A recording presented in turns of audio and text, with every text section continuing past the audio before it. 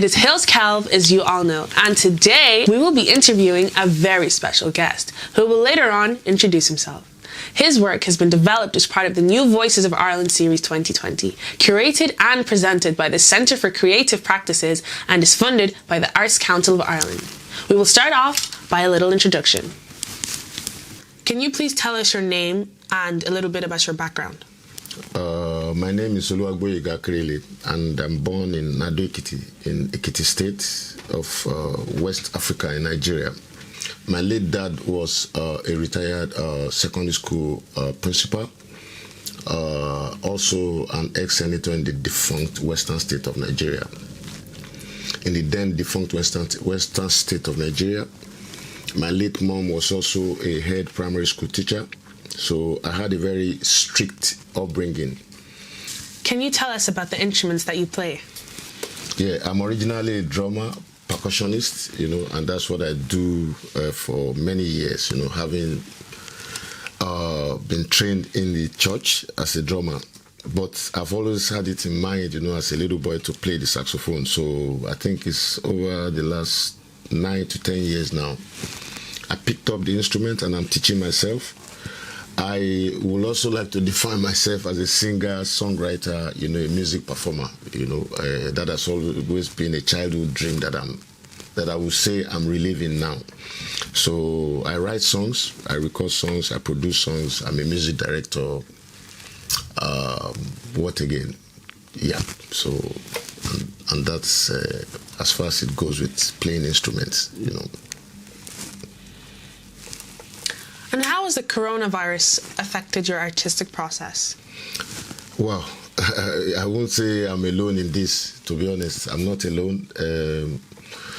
It has literally shut down everything, because there is a certain way that music is produced and there's a certain way that music is meant to be consumed. So the coronavirus, the lockdown has completely... I'm careful to use the word reordered because it's still ongoing, but has literally shut down everything. For example, I play once a month in Arthur's Jazz and Blues on Thomas Street in Dublin every month. That has not happened. The last concert I played was the 31st of January in 2020, and this is February 2021. So, and it's still ongoing. So I'd say it has immensely affected all sectors.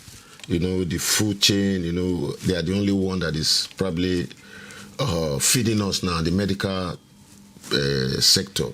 But the art sector, the creative sector, the cultural sector, the educational sector, the social sector, literally, environment, every other sector is, as far as I'm concerned, is under a serious lockdown.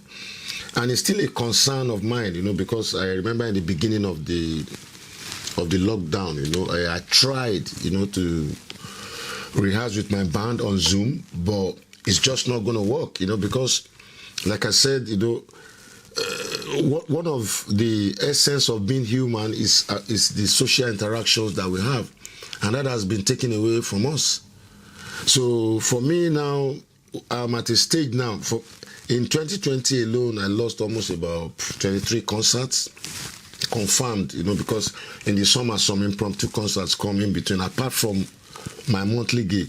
So apart from that lifestyle, that social lifestyle that is taken away from us, also people are losing revenues. There are businesses who may never return.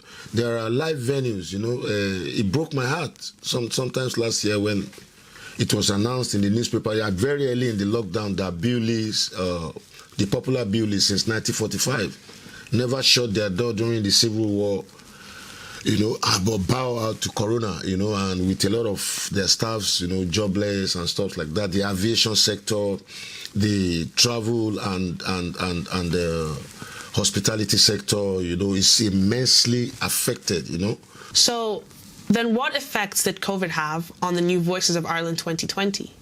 Oh, it's been extremely challenging, I have to say. Because I even lost count. Series of Zoom meetings has taken place, trying to set up the template for which to adjust to the challenges of our times. And that's why I like the title of this year's presentation of this year's series. It says "Against All Odds." So because it's been really tough and challenging for even the organizers, the Center for Creative Practice. I must commend their efforts to really find a way around.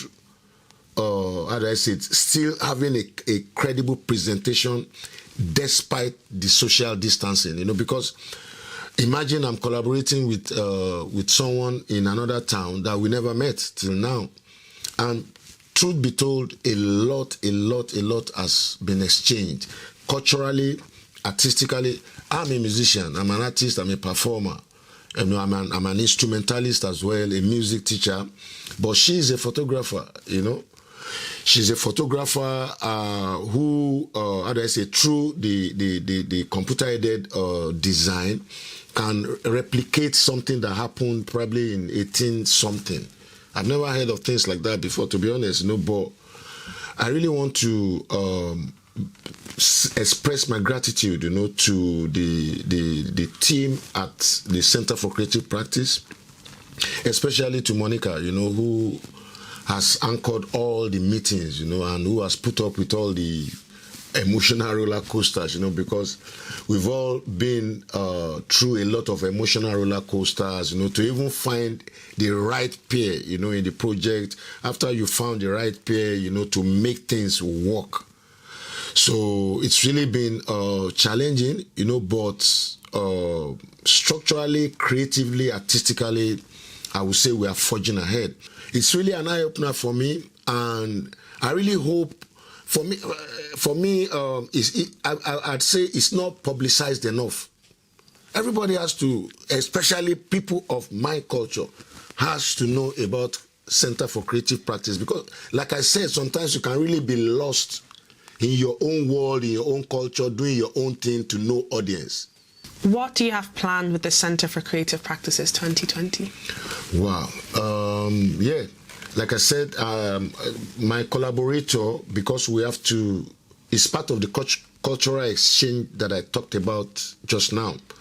We have to fuse our ideas together and bring one project out of it, split in two. What is your musical inspiration and project?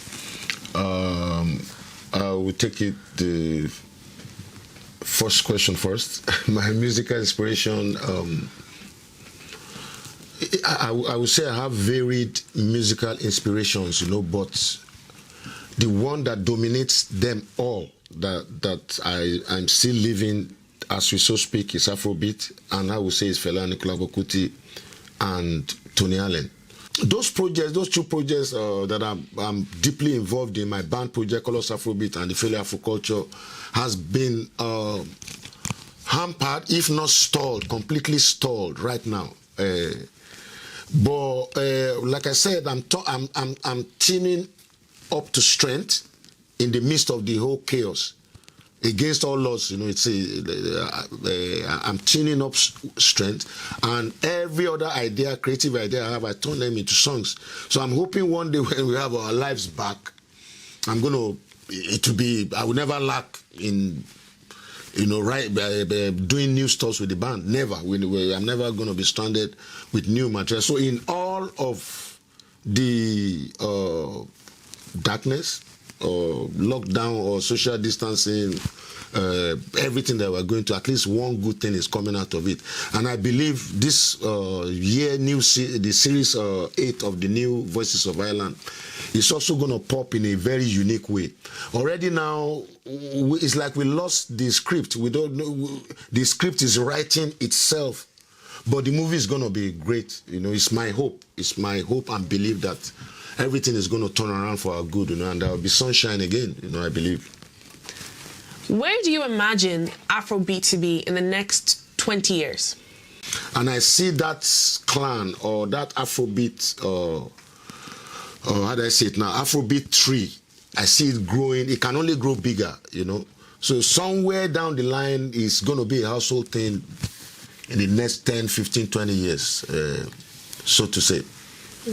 So I can see that you've brought your saxophone with you. Yep. Is there a way that you can show us like a little demonstration? Oh, well, let's try it. We're going to try it.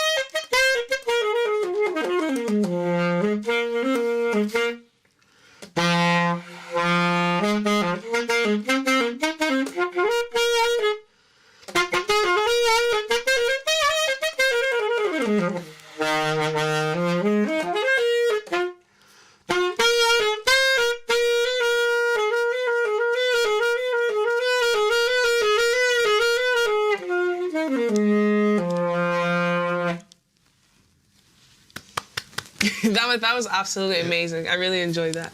And that brings us to the end of this interview. I was so like intrigued by that. That was amazing. That was fascinating. And I'm sure the viewers enjoyed that, and I'm sure the viewers enjoyed hearing your story as well as that. And thank you all so much for watching. See you later. Yep. Thank you.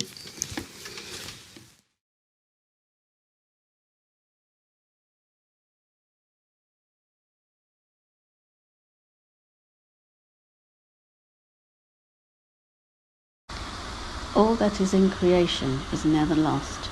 Even when it decays, withers away, it is not discernible by our visible senses.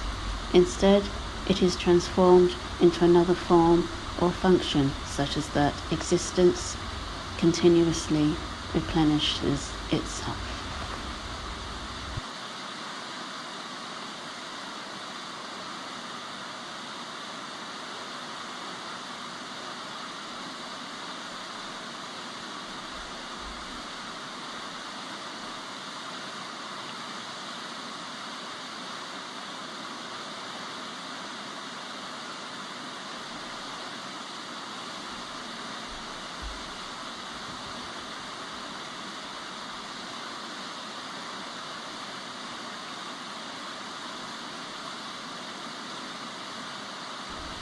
You will soon be shot into the void like an arrow, flying like a bird, diving the way an alligator dives to the bottom of a river. But remember, the arrow shot into the air always returns to earth.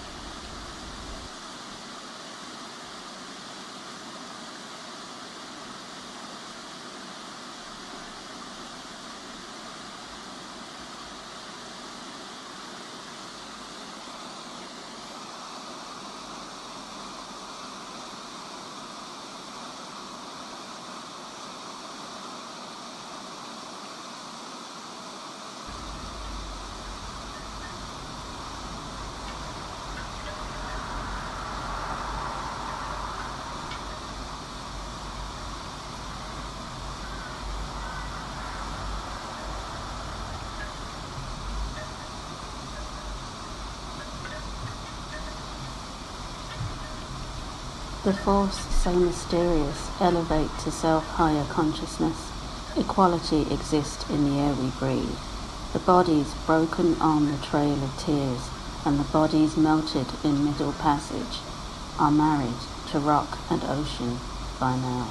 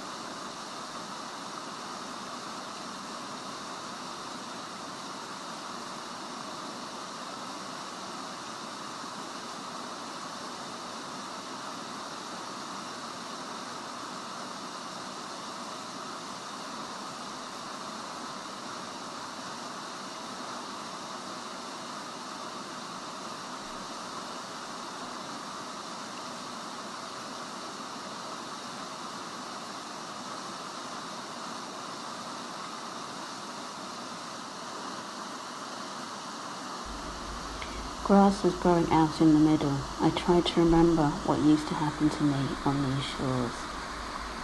Nothing, absolutely at all, nothing appeared in my mind.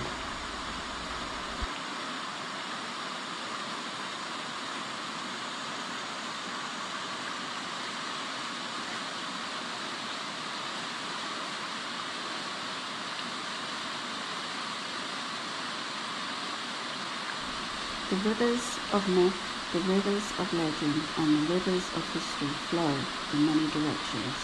Each river holds a viewpoint of a certain race, tribe, or nation.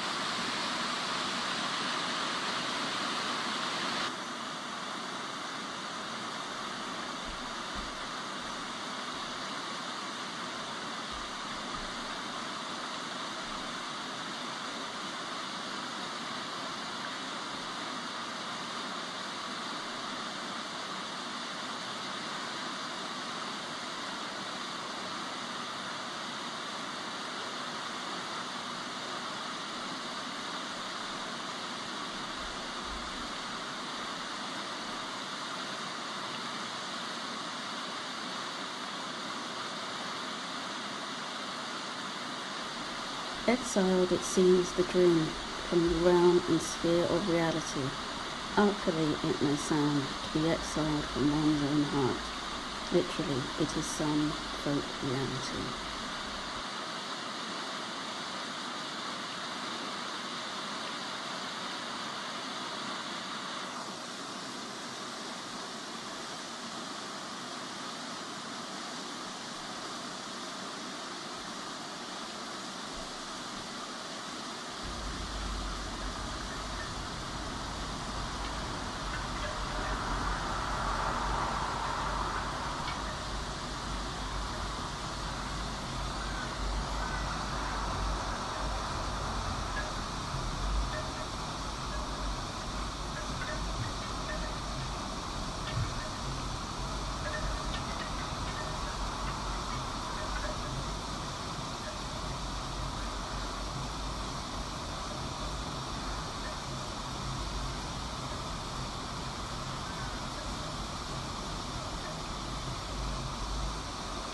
Where all waters converge is the delta of remembering, the place where truth touches every heart.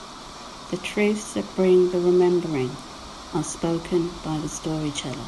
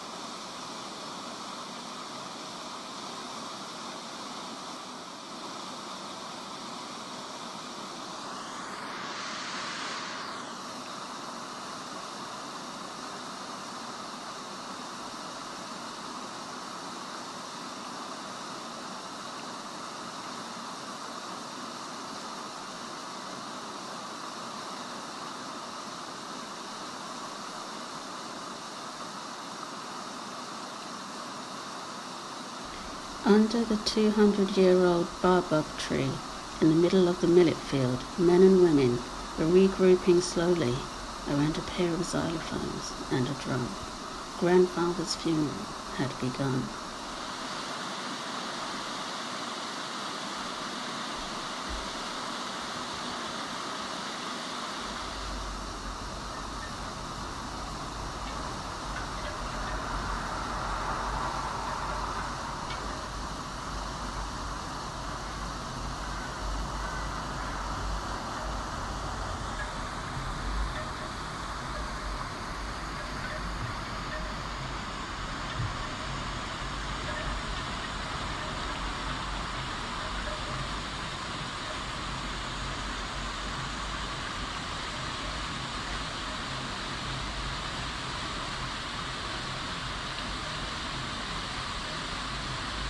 The circular transmission of human experience from Europe to Africa to the Americas and back again corresponded to the same cosmic forces that set the Atlantic currents in motion.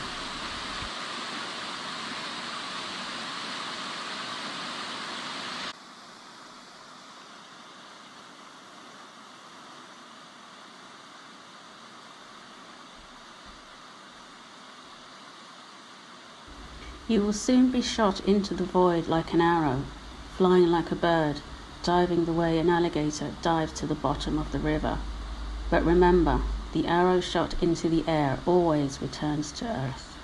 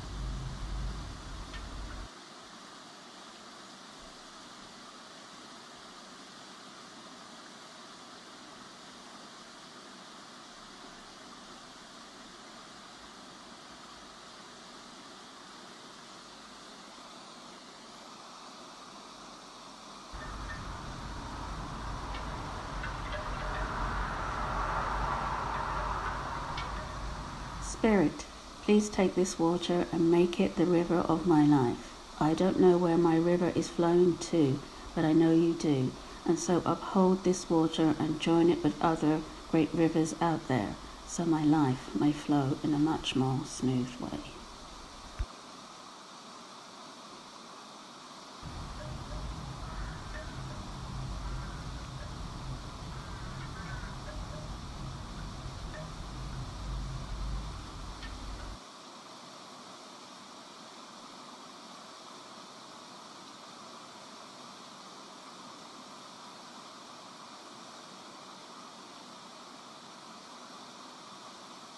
In the deep, bells speak when people cannot.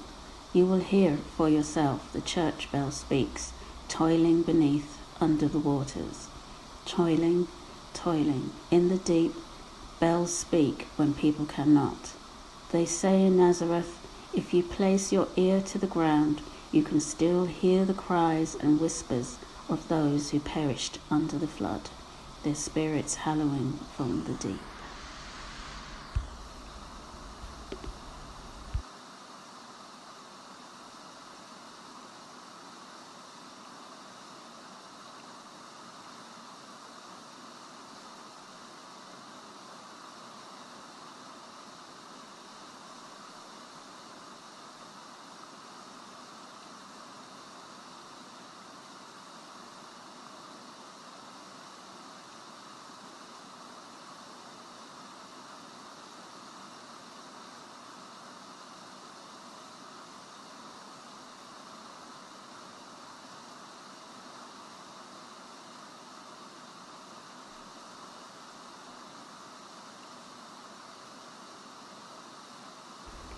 She had slave girl memories, she rocked and hummed 'em there, her daddy's neck and legs in chains, his own vomit in his hair.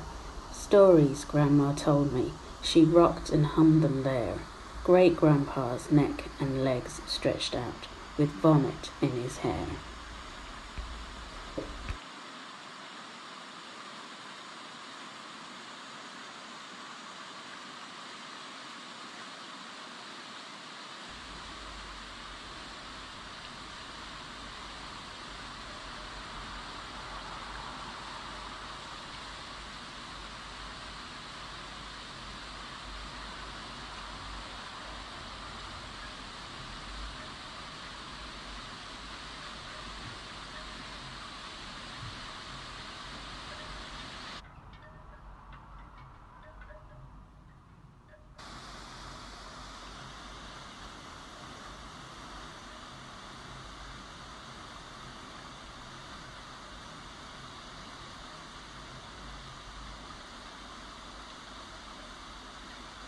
Where are your monuments, your battles, your martyrs?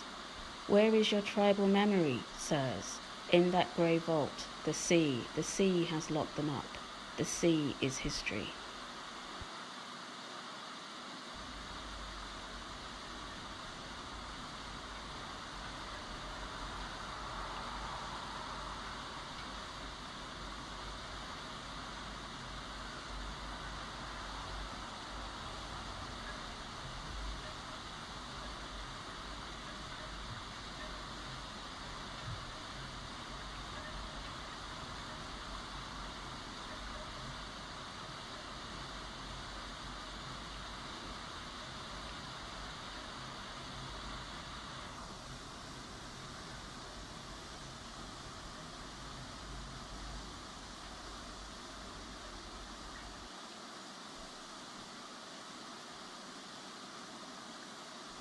A dreadful storm and hideous wind began to blow from the northeast, swelling and roaring as if by fits, some hours with more violence than others, at length did beat all light from heaven, which, like a hell of a darkness, turned black upon us.